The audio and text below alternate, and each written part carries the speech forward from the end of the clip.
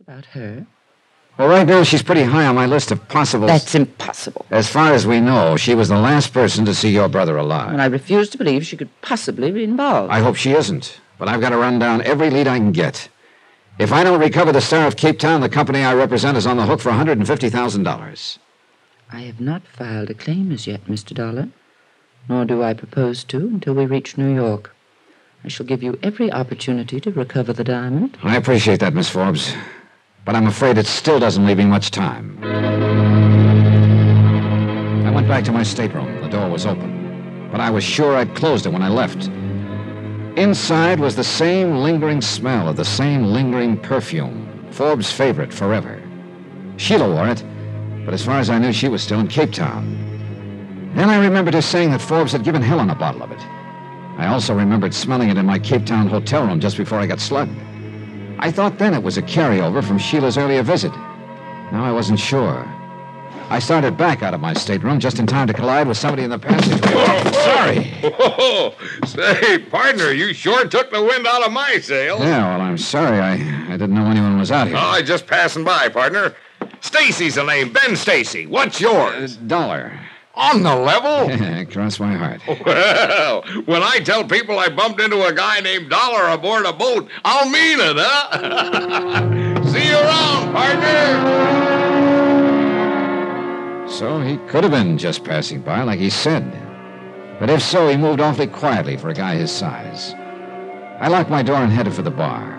Expense account item 9150, a double martini, which occupied me just long enough to get a couple of things nailed down in my mind. Namely, open stateroom doors and the smell of perfume. It had to be Helen. No two ways about it. At this point in my brilliant chain of deductions, I made a big mistake.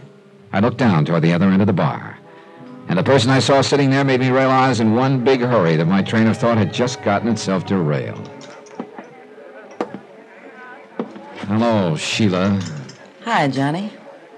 I thought you were back in Capetown. Why should I be? What's to stay for now? Good question. But you didn't tell me you were leaving. You didn't ask me. Sit down. You must have decided in a hurry. It's the only way I ever decide anything. Oh? Well, you picked an interesting boat to sail on. I suppose you know Helen's aboard. Small boat, isn't it? Oh, look, Sheila, suppose we drop the flip chatter, huh? Okay, Johnny. What do you want me to tell you? That I hate Helen for taking Andy Forbes away from me? Okay, I do. It's happened before, but Andy always came back. What hurts this time is that he was killed before he had a chance to. Sheila... Don't worry. I'll keep out of her way. I won't make any trouble. And, Johnny, do me a favor. What is it? Let's just forget I'm on board. I'd kind of like a decent chance to forget a few things, if I can. Okay.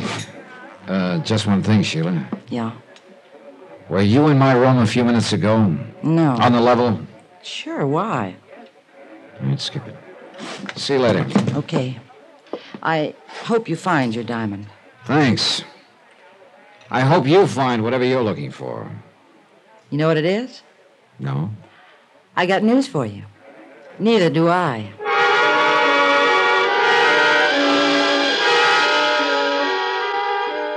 Well, one thing was clear anyway.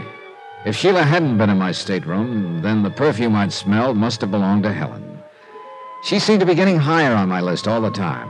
I had to have a talk with her, but by the looks of things, that wasn't going to be easy. She was doing a pretty good job of avoiding me.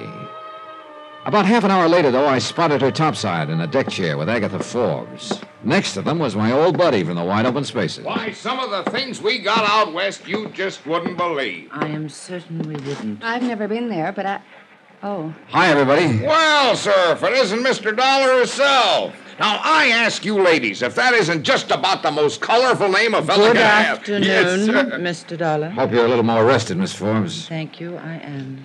And Helen, I'm glad Miss to see Forbes, I wonder if you'd excuse me. Why, certainly, my dear. I'm afraid I have a headache. Why don't you go lie down for a while? Thanks, I think I will.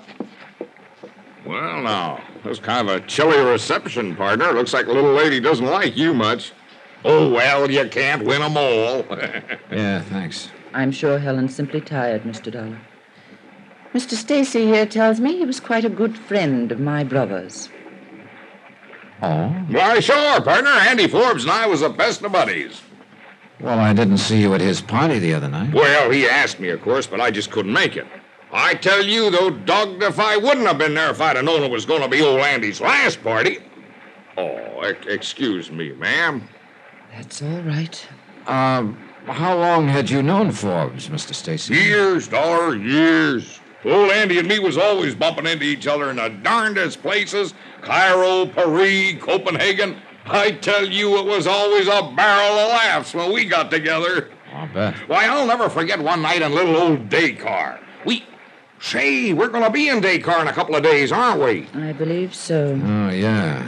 I suppose everybody will be going ashore for You the day. bet! Well, you don't want to miss Dakar. Why, I can show you some places you just wouldn't believe. Oh, yeah, sure. I tell you what, why don't we get up a little party Mr. Stacy, it sounds very pleasant, but I'm afraid you'll have to excuse me. I'm not quite in the mood for sightseeing. Oh, I understand. Sure enough, Miss Forbes. Well, Dollar, how about you? We'll see. Yeah. Well, anybody care to join me for a walk around the deck? No, thanks. I gotta keep up my appetite, you know. See you later. But don't you forget about Dakar. It'll be a ball. Yeah, it'll be a barrel of fun. Miss Forbes, Yes? did your brother ever mention this character Stacy to you? No.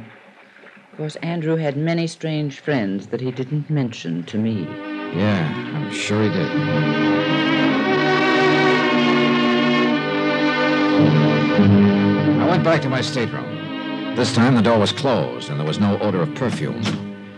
But when I went in, I saw that I'd had a visitor again, and this time he or she had been much more thorough. The room was torn apart from one end to the other. I sat down, tired and beat. I thought of that building tile somebody tried to drop on me in Capetown and the bang on the head I'd collected in my hotel room. I knew that whoever I was after was also after me. And now it looked like a third party was involved. Whoever had torn up my room must have figured I might have the diamond. Sheila, Helen, Stacy, it could be any of them. Or even worse, it could be somebody I didn't even know about. But one thing was sure. I was no closer to that king-size diamond. Pretty soon we'd be getting to Dakar, and once everybody had the chance to get ashore, my chances of getting the diamond back were practically zero. I had a strong and sickening hunch that Dakar could be the end of the trail for me, and I didn't like it.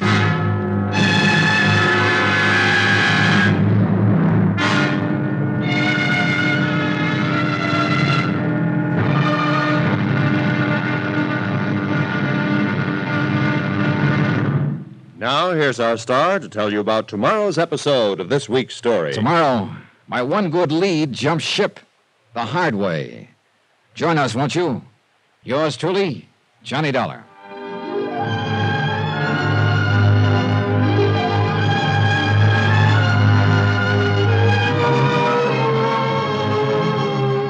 Yours truly, Johnny Dollar, starring Bob Bailey, is transcribed in Hollywood. Written by Robert Reif, it is produced and directed by Jack Johnstone.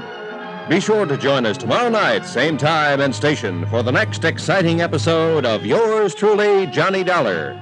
Roy Rowan speaking.